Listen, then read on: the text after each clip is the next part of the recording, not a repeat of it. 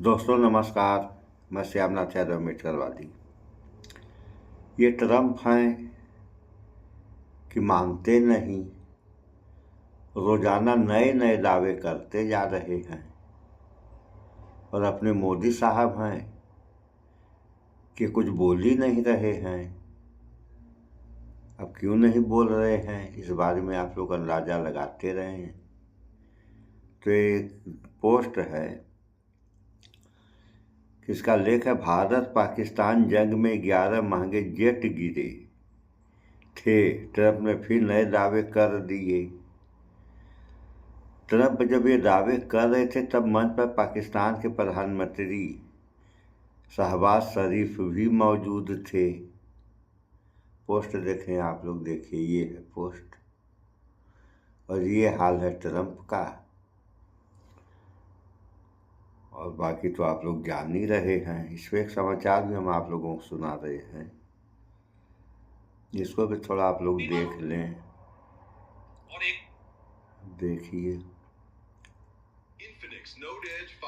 रोजे नए नए दावे कर रहे हैं और कांग्रेस वाले हैं वो भी नए नए खुलासे कर रहे हैं रोजाना, और किसी को पर कोई असर ही नहीं पड़ने वाला है। अभी आप लोग देख ही रहे हैं पुलिस एप्स्टीन फाइल्स में। सुनिए, एस जयशंकर जी के आपको नहीं पता था, और उस वक्त जो राजदूत थे हर्षवर्धन श्रृंगला, सुना है रिटायरमेंट के बाद बीजेपी में चले गए। अब बताइए, सवाल नहीं पूछेंगे तो हम रात को नींद कैसे आएगी, हम अपनी जमीन के साथ जिंदा कैसे रहेंगे, ये तो देख लीजिए।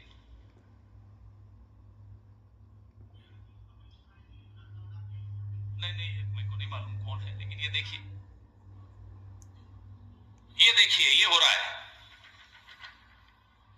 और उसके बाद शब्द क्या आते हैं हरदीप पुरी के, आई वॉज अनईजी। उसके बाद कहते हैं, in hindsight it was a mistake. क्या ये जानते नहीं थे?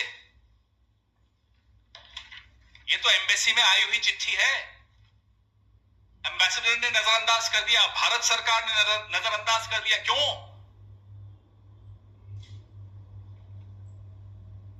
नींद कैसे आती है इनको? ये एप्स्टीन विक्टिम्स की जो चिट्ठी, उस न्यूयॉर्क का जो क्राइम विक्टिम्स कॉम्पेंसेशन के लिए सबको चिट्ठियां गई,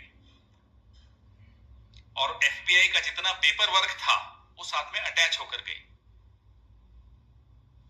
उसके बाद भी हमारी भारत सरकार ने इसको नजरअंदाज किया। वो पूछ रहे हैं कि साहब इस बच्ची का एड्रेस और कांटेक्ट इंफॉर्मेशन दे दो तो हम एम्बेसी के माध्यम से जो कॉम्पेंसेशन देनी है वो दे सके। नहीं साहब, कोई फर्क नहीं पड़ता, या तो डील्स होनी चाहिए, डिफेंस डील्स होनी चाहिए, पेगासस होना चाहिए। ये सब तो क्या है? ये मैं आपको भेज रहा हूं, 13 जनवरी 2020, 13 जनवरी 2020 शाम को 6:26 पे ये मेल गई थी, और कोई जवाब नहीं आया। बचता क्या है उसके बाद? अब हम प्रेस कॉन्फ्रेंसेस करना बंद भी कर दें और घर भी बैठ जाएं, तो भी अब लोगों को समझ में आ गया कि ये देश, इस देश की सरकार, इस देश की विदेश नीति, इस देश की रक्षा नीति कौन चला रहा है? एप्स्टीन का गिरोह, जिसमें इजराइल के लोग, जिसमें अमेरिका के लोग, वो आपके सामने। शायद मई 26 थी जब प्रधानमंत्री ने शपथ ली 2014 में। जो भी हो, मई 16 में प्रधानमंत्री शपथ लेते हैं 2014 में, और जून में ये सिलसिले शुरू होते हैं। ये कनेक्शन क्या है? ये कनेक्शन ही सब कुछ है। इसीलिए बर्थडे ग्रीटिंग्स दी जा रही हैं, इसीलिए बिल गेट्स से डरा जा रहा है। मई में प्रधानमंत्री शपथ लेते हैं, 15-16 जब भी, और जून 5 में ये बैठकों का सिलसिला शुरू होता है। कनेक्शन तो है। 20 दिन के अंदर अंदर एप्स्टीन से मुलाकातें शुरू हो गई हरदीप पुरी की। क्यों? डॉक्टर हर्षवर्धन वही सब कुछ उसी दौरान हो रहा है। कुछ हफ्तों या कुछ महीनों में ऐसे लग रहा है कि पूरी सरकार का कंट्रोल एप्स्टीन के हाथ में है। ये सामने आपके सर्कमस्टेंशियल से भी ज्यादा सबूत है। इससे बड़ा और क्या हो सकता है? शपथ लेने के कुछ दिनों के बाद ये सिलसिला क्यों शुरू हो रहा है? क्या हो रहा है ये? माफ कीजिएगा, या तो आप मूर्ख हैं या आप हम सबको मूर्ख मानते हैं। हम तो मूर्ख नहीं हैं, न मेरे सामने बैठे वाले लोग मूर्ख हैं, न हम लोग मूर्ख हैं। तो फिर कौन मूर्ख है? खुद सरेआम झूठ बोल रहे हैं। एक क्लिक पे जो मालूम पड़ जाए ऐसा झूठ तो मत बोलिए। फिर कहते हैं, Jeff, your suggestion for less of goody and more of internet-based entrepreneurial ideas has registered. I am ready. ये सब चल रहा है। और ये नहीं बताया इस इंटरव्यू में या किसी भी इंटरव्यू में कि इस मेल से पहले, नवंबर 13, 2014 से पहले जब ये मेल भेजी गई, ये 9 मीटिंग्स तो इन्होंने तभी कर ली थी। इस बारे में नहीं बताया। और इनका तो हमारे पास डॉक्यूमेंट्री एविडेंस है। ऐसी और कई चीजें हैं जिसका डॉक्यूमेंट्री एविडेंस आ जाएगा। अभी नहीं आया, कोई दिक्कत नहीं, आ रहा है। ये सितंबर 24 को तो लंच भी था साहब। सितंबर 23 को भी लंच था हरदीप जी के साथ, एप्स्टीन साहब का। और सितंबर 24 को भी लंच था। ये जो मीटिंग्स हैं बड़ी महत्वपूर्ण है। जो जून 5 वाली मीटिंग है, Hardeep at 11 AM Monday New York. June 6 Hardeep, Tarje और कोई जॉय, मैं वो भी निकाल रहा हूं उनकी भी details. June 8 appointment with Hardeep and Tarje. June 9 appointment with Hardeep. फिर 19 का मैंने आपको बता दिया, सुबह 7:48 पे सुबह। और 23 और 24 को लंच। मेन्यू भी बता देंगे आपको अगर आप चाहेंगे। क्या खाया ये भी मालूम पड़ जाएगा। अब एप्स्टीन ने कहा, read Hardeep is your man in India. ये शब्द बड़े महत्वपूर्ण है। रीड हॉफमैन को एप्स्टीन कहते हैं रीड, हरदीप आपका आदमी है भारत में। ये निर्देश है, ये आत्मविश्वास है, ये विश्वास है जो हमारे हरदीप पुरी जी ने एप्स्टीन का जीता है। दिल जीत लिया एप्स्टीन का हरदीप पुरी ने। हमें बड़ा घमंड होता है हमारे साथी पर, गर्व है। ऐसा दिल जीता एप्स्टीन का कि एप्स्टीन रीड हॉफमैन को कहता है, read, Epstein is your man in India. ये मेल भी सबको भेजिएगा जरूर। अब एप्स्टीन पूछता है हरदीप को कि साहब पूरी मीटिंग का ब्यौरा दीजिए, क्या क्या हुआ। वो कहता है, सर मैं अभी पहुंचा हूं सैन फ्रांसिस्को, मीटिंग हो जाएगी फिर मैं आपको ब्यौरा दूंगा। ये रिश्ता क्या कहलाता है? यही तो हम पूछते हैं साहब, बार बार पूछते हैं, क्या है। एप्स्टीन उसको कहता है, हरदीप पुरी को, tell him you will organise his trip to India to meet with science and technology people and social networking gurus. उसको कहो कि मैं आपकी ट्रिप ऑर्गेनाइज करूंगा भारत में हरदीप पुरी के लिए। हरदीप पुरी को सलाह दी जा रही है एप्स्टीन द्वारा कि रीड हॉफमैन को जाकर ये जो एप्स्टीन फाइल्स में भारतीय किसी लड़की का नाम आया है, उसके बारे में ये समाचार आप लोग सुन रहे थे। अभी इसमें हम और थोड़ा सा दिखा रहे हैं।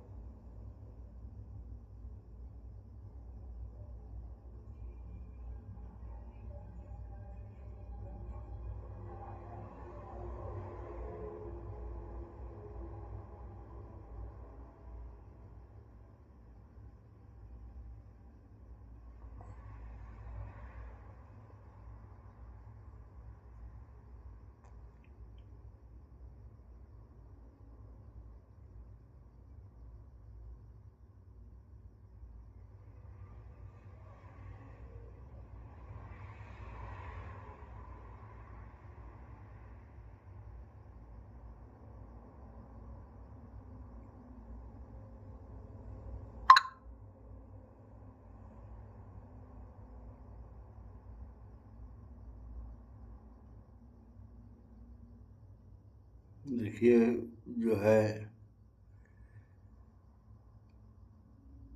यही है, इसको दिखा रहे हैं आप लोगों के। इसका लेख है, एप्स्टीन को बेची गई थी भारतीय लड़की, अंग्रेजी अखबार ने छापा। तो ये किसी नमस्ते, लड़की मेरा का नाम निकिता मिश्रा है और आप देख रहे हैं बोलता हिंदुस्तान। जेफरी एप्स्टीन, एक नाम जो दुनिया के सबसे बड़े सेक्स ट्रैफिकिंग घोटालों में से एक का प्रतीक बन चुका है। अमेरिका से लेकर यूरोप तक सत्ता, धन और प्रभाव के सबसे ऊंचे गलियारों में उसके संबंधों की कहानियां सामने आ चुकी है। लेकिन अब एक एप्स्टीन स्कैंडल से जुड़े नए डॉक्यूमेंट्स ने भारत को लेकर के भी चौंकाने वाले संकेत दिए हैं। इतना बड़ा खुलासा हुआ है जिसे सुनने के बाद शायद आप भी शॉक्ड हो जाएंगे। इसे लेकर एक और बहुत ही विस्फोटक खुलासा हो गया है। जानकारी अब यह भी छपने लगी है कि एप्स्टीन के चुंगल में एक भारत की बेटी भी फंसी थी। मतलब बहुत सी ऐसी विक्टिम है जो कि एप्स्टीन का शिकार बनी। मानव तस्करी वो करवाता था न केवल खुद के लिए बल्कि रसूखदार लोगों के लिए। उसके आगे छोटी छोटी उम्र की लड़कियों को परोसता था। इस एप्स्टीन को लेकर अब जो विस्फोटक खुलासा हुआ है, उन कई विक्टिम में से एक भारत की बेटी भी उस चुंगल में फंसी हुई थी। हाल ही में सार्वजनिक किए गए अमेरिकी दस्तावेजों में खुलासा हुआ कि एप्स्टीन की पीड़ितों की सूची में एक भारतीय लड़की भी शामिल थी। अमेरिकी अधिकारी उसे खोजने की कोशिश कर रहे थे ताकि पीड़िता मुआवजा फंड से उसे आर्थिक सहायता दी जा सके। जनवरी 2020 की एक ईमेल में अमेरिकी अधिकारियों के बीच बात करने का मामला सामने आया है, जिसमें कहा गया कि भारत में मौजूद उस पीड़िता का पता और संपर्क जानकारी मिल जाए तो हम वहां स्थित अमेरिकी दूतावास के सहयोग से उससे संपर्क करेंगे। यह ईमेल एप्स्टीन की मौत के बाद लिखा गया था। यानी दुनिया तब भी उसके अपराधों की भयावहता से जूझ रही थी और पीड़ितों को न्याय दिलाने की कोशिश चल रही थी।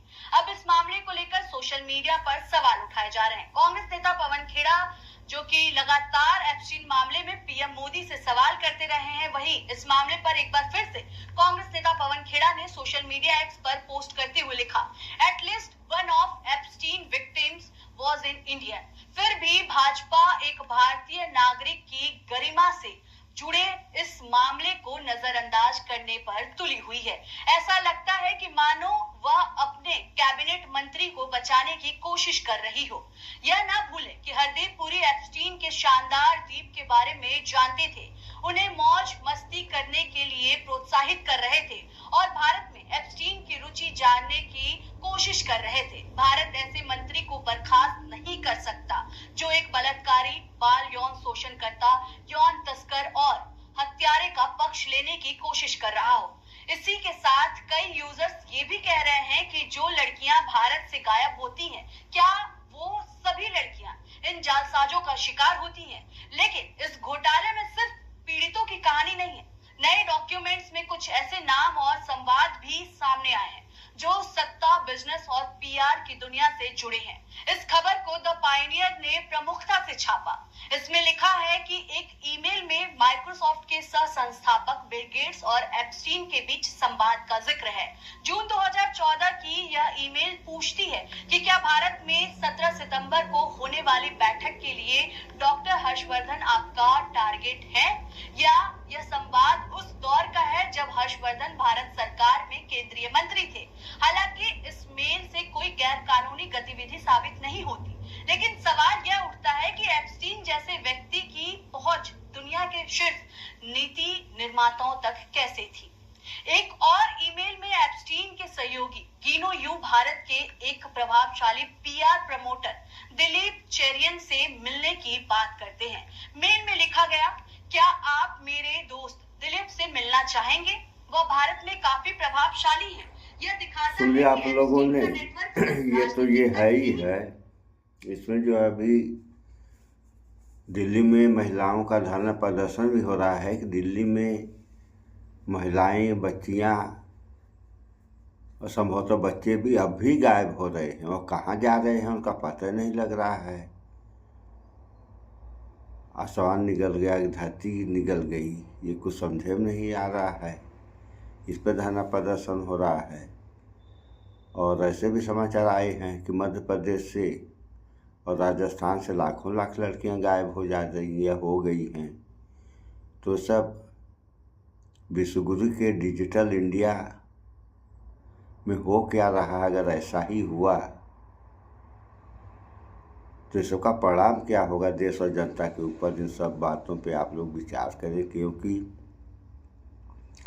अगर ये समस्या है तो समस्या केवल एक की नहीं, पूरे देश की है।